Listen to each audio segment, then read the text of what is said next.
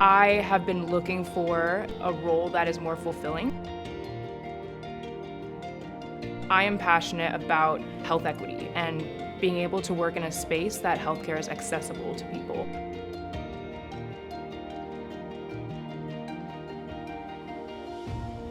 I was learning about the moral compass and learning about Civica.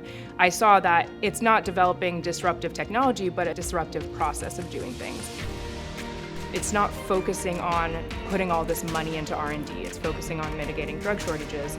And that's where I really was like, wow, this is really cool and different because I've never come across another company like that.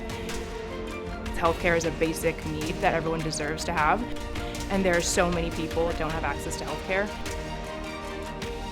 It's not what I expected, it's better than I expected.